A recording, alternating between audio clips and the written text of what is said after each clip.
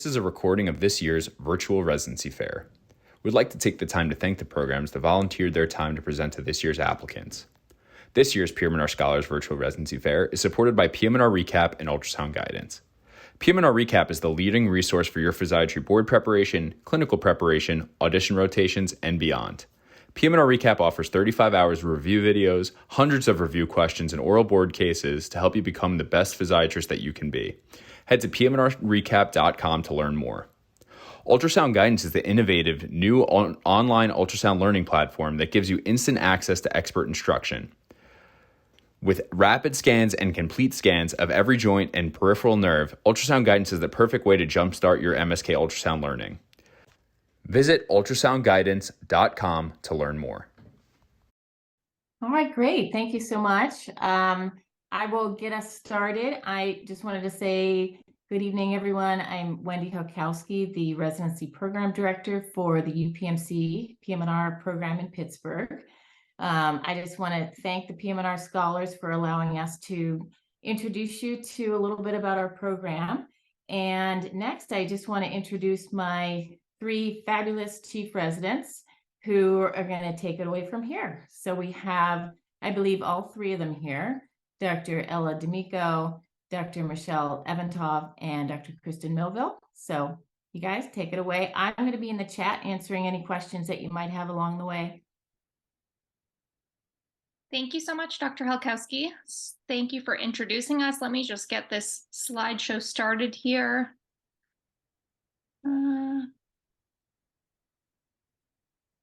There we go.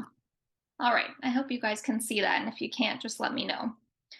So thank you for giving us the opportunity to tell you guys a little bit about our program. We're very excited to be here. All three of us actually could miss the opportunity to share a little bit about our home here in Pittsburgh with you. So this is our residency class, a relatively recent fun photo we took last year, actually at Mercy Hospital, which is one of our flagship sites. Here is a photo of a large chunk of our faculty, probably not all of them, but a good showing here. Some stats about UPMC. We are the #1 NIH-funded PM&R department in the country. We are the #6 rehabilitation residency training program, and we are #12 on the U.S. News and World Report for the best rehabilitation hospitals. Oh, look, Michelle, I think the latest one just came out, and I think it might be #7 now, so I think we went up a little bit higher. Look at that. Need to update the slide. Good to hear. We wanted to introduce you guys to a little bit about what we do. So I'm going to start with our musculoskeletal care. So we do have a lot of research opportunities, clinical opportunities, as well as volunteering opportunities in this department. I shared a few photos of our faculty here, as well as one of our sites. It's a beautiful campus called UPMC Lemieux, which is actually where the Penguins train.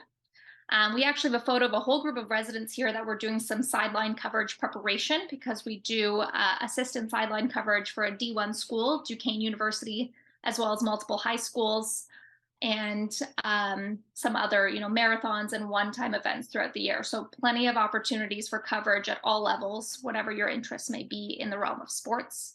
There are lots of research opportunities, which we'll talk about in a little bit, and a lot of opportunities for learning and diagnostic and interventional ultrasound, which Ella will give us a little bit more information about as we get to the academics. So a little bit about where you can see us. We do attend lots of conferences. I love this photo at the bottom here.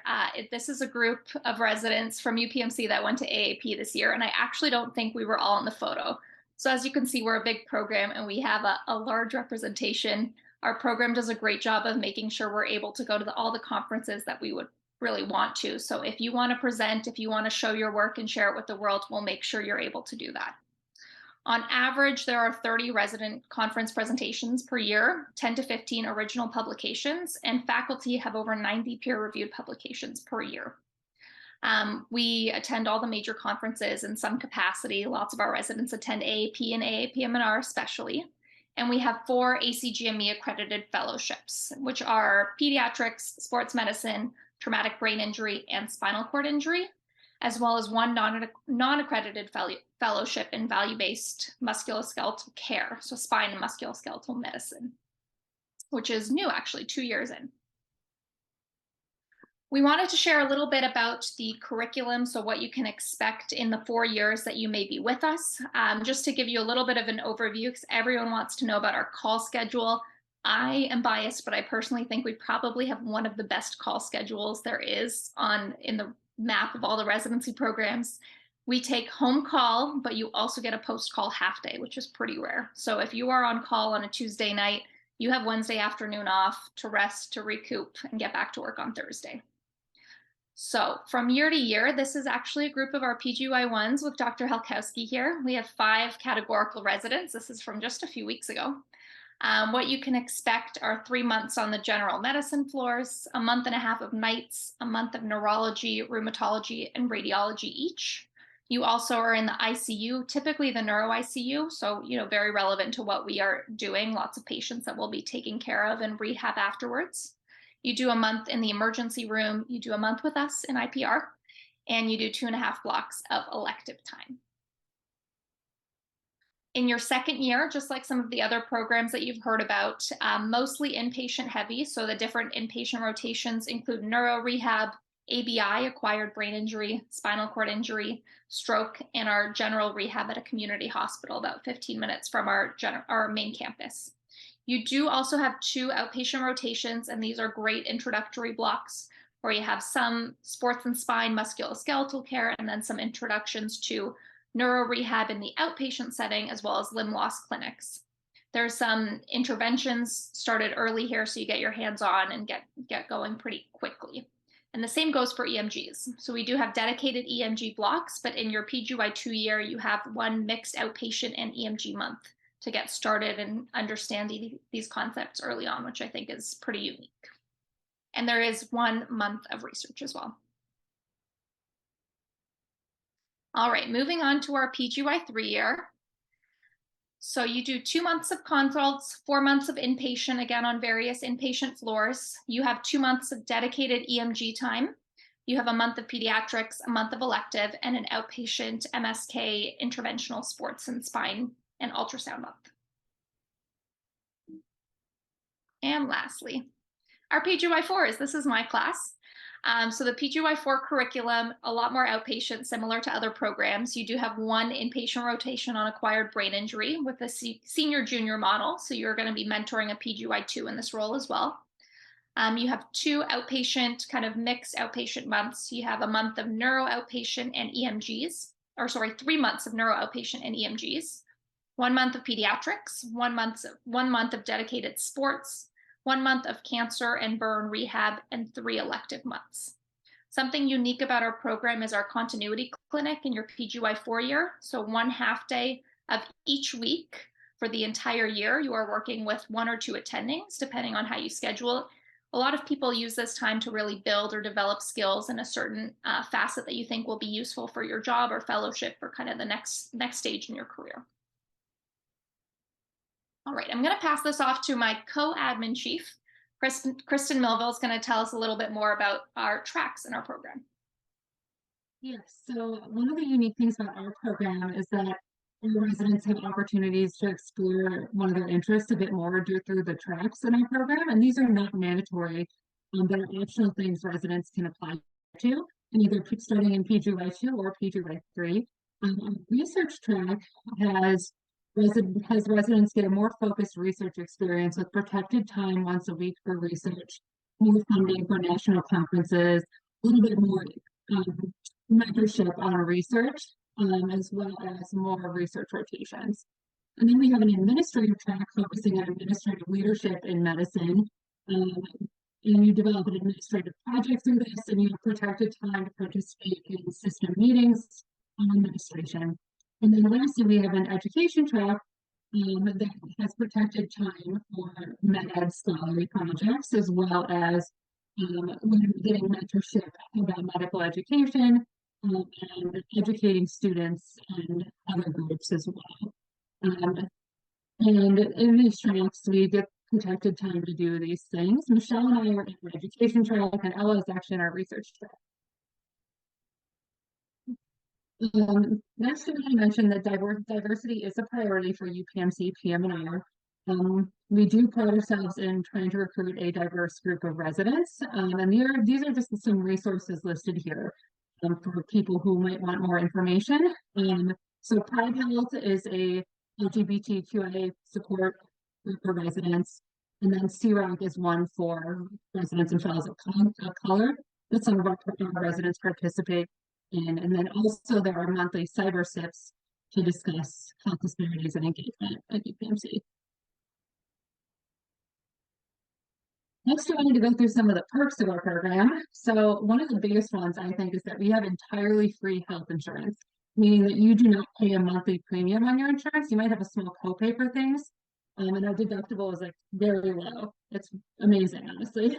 And next, we have a meal card that we can use at our Mercy Hospital, which is our main site, that has from $500 to $900 a year on it, depending on how often you're at Mercy that year. Next, we have support for conference attendance, and this can be up to $1,500 per conference. And on top of that, we also have $1,000 in education funds to use either towards conferences, books, scribes, or other things that you might need during residency. At all of our sites, we also have free parking, and Pittsburgh is a relatively low cost of living as well. Really easy city to get around and live in. And we also have very flexible vacation policies. We don't have a lot of requirements for taking a particular long blocks of vacation. You can take 1 or 2 days at a time pretty easily. And then lastly, for people who might have children, there is a daycare available for residents at Mercy. I believe at a discounted employee rate as well.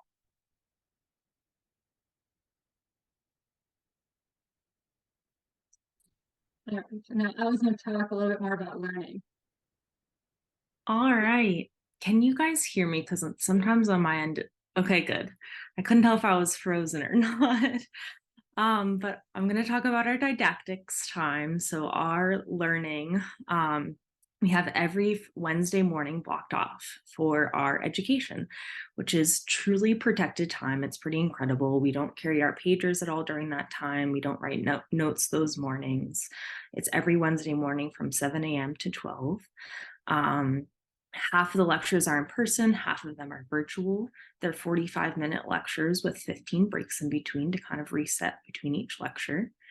We also have their attending led, so it's the attendings who are giving all the lectures with a few like journal clubs or grand rounds that are led by the residents, but for the most part, lectures are attending led. When they're in person, we get lunch together afterwards. With regards to some of the workshops that we have built into that time, we have a lot of really fun workshops, such as those listed. We have a whole cadaver course that is in the cadaver anatomy lab in the medical school at Pittsburgh. We have some new workshops coming up as well. We have a whole stroke therapy workshop coming up with some of the stroke therapists. As well as a whole wheelchair course morning where we will be learning some wheelchair skills, as well as how to prescribe wheelchairs, ultrasound courses, others as listed. We have some workshops off-site, such as at Hanger or Union, which are some of our prosthetic and orthotics companies that we work with. Pearl is a really big research lab at Pittsburgh. So we have some time to explore and go on mini field trips as well as part of our education. And then we also have some awesome courses that are outside of that formal protected morning time, such as our ultrasound course. There's both a neuroanatomy and spasticity ultrasound course that is new this year, as well as a musculoskeletal and ultrasound course, which is graded by your program year that you're in. And graded, so the PGY2s have a little bit more of the basic bread and butter MSK ultrasound, and then as you get more advanced in your training, the ultrasound topics get a little bit more advanced as well. We also have other didactics built into our lunchtime or our rotation time, such as we have EMG learning during lunch by one of our attendings, Dr. Lemberg. We have brain injury and spinal cord injury mini didactics, lunch and learn times, lots of opportunities for education.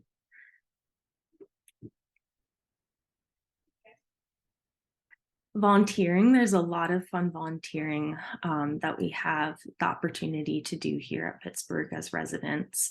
One of our most fun ones is the Just Ice It event that we were able to bring back this year after COVID. It was so much fun. We had a whole there's a sled hockey team here at Pittsburgh that the residents and faculty were able to play against this year, and that was so much fun, a huge fundraising event for us. We also have opportunities to volunteer with other adaptive sports teams, such as through the Pittsburgh Marathon. We also have other volunteering events way beyond those that you even see on the screen too. We have a whole free clinic called the Birmingham Free Clinic. That is a clinic that's totally run by residents. We have a whole street medicine program that is both our residents as well as our attendings, as well as attendings from other departments who go out onto the streets in Pittsburgh and provide medical care to the homeless population. We also have other smaller events like blanket and sandwich making, lots of opportunities for volunteering as residents within the community. There is also a lot of wellness here at UPMC. We have a wonderful family here. We have opportunities for wellness that are both formal as well as informal. Like today, Kristen was filling me in on the bike ride that she went on today it was led by Dr. Glong, one of our brain injury attendings. We had some other attendings and a lot of other residents and medical students who joined, and they biked around Pittsburgh today and stopped for drinks and food along the way. We also have some other events. So here you have, for example, the picture from the middle and on the top, that's from our resident of the quarter. For every quarter of the year, we have a resident who has demonstrated excellence, and we recognize they're voted by our faculty, as well as other staff on the floors for residents who demonstrate excellence. And it's really exciting to honor our co-residents that way.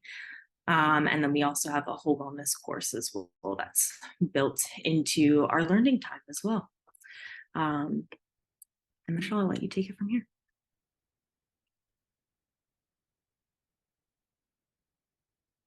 I just realized I was speaking while still muted. It's like I'm a novice to this. How many years into the pandemic? Oh my goodness. So a little bit about Pittsburgh here. So here's a map of where we all are from. So as you can see, our residents come from far and wide. I am actually Canadian, so I'm that one little star that's not on a colored area of this map. So you can come from anywhere. Pittsburgh is a home to many newbies, and people actually love it and end up staying here from all sorts of places. So it's got some kind of charm that really locks you in. Here are some different neighborhoods of Pittsburgh that we wanted to share with you. I think the city's pretty diverse, so you can live in all kinds of different areas and have a very different feel and experience of living in the city. So you can see some pictures of downtown. The views from Mount Washington are beautiful. The three rivers actually meet at that point in the bottom right photo, and that area of downtown is pretty populous. As you can see, we have lots of bridges. So all of these neighborhoods are connected by many bridges. They all have different and unique experiences. So Lawrenceville is an area with lots of restaurants and bars that lots of our residents live in. Bloomfield and Garfield, kind of in the center of this map, tends to be kind of a little more hipster, lots of coffee shops. Little Italy is in that area. And Shady Side has lots of beautiful old homes and has its own little downtown core as well. So whatever neighborhood or environment you would like to live in, you can probably find it here in Pittsburgh. The food scene is what has drawn some people here. So we have lots of great restaurants. Some of these are a little out of date now because we have lots of new restaurants popping up, especially, since things have picked back up with the pandemic. Lots of things closed, but also lots of things opened. So that's always nice to see and encouraging and lively. Here are just some more beautiful photos of our beautiful city. This is that same view of the city from Mount Washington. This is kind of our downtown view. And honestly, one of the first views you get when you're driving in from the highway, and it's a sight. We just wanted to share a few more photos of our residents doing different activities in Pittsburgh. We know every program has talked to you about wellness and how much we care about you and you being well, but we really wanted to show it. Our residents actually like each other. They hang out. They want to do things outside of the hospital. We play in different leagues. We get together for brunches. We go to conferences together. We travel together. We really like each other. So thank you for having us. And here is some contact info. You can follow us on Twitter or Instagram. We've listed our email addresses for you as well here. And Stacy Sneed is one of our residency coordinators. So if you have any questions, you can always feel free to contact her about logistics. Questions about residency life, of course, shoot them our way. We're happy to answer them. And if you are planning to apply for an away rotation, we are on VSLO. I think we have maybe a minute or so if there are questions in the chat. I know Dr. Helkowski was looking out for them as we spoke as well.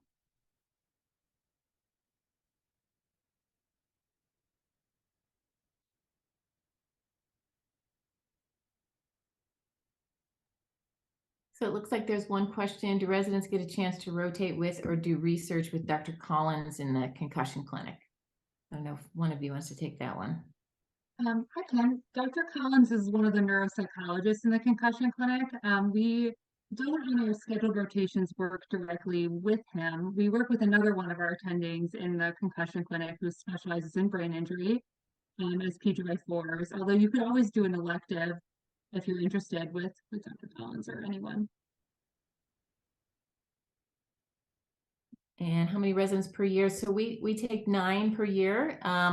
4 come in as advanced, which is as a PGY2, and 5 come in as categorical, which is our PGY1 start. And VSLO is our typical way that students rotate. So that's the main way we can get students into for our rotations. And a question about the facilities like gyms. And I think I don't know if we're out of time though. I don't want to take too much time. And we can always answer these questions, if you get in contact with us. We do have access to the gyms to answer that question. And there's a pool, I think, so you can have access to the pool at the main campus as well, the University of Pittsburgh gym. Thank you guys so much. Really appreciate you being here. And it's wonderful information. And thank you for putting up your contact information for people to reach out.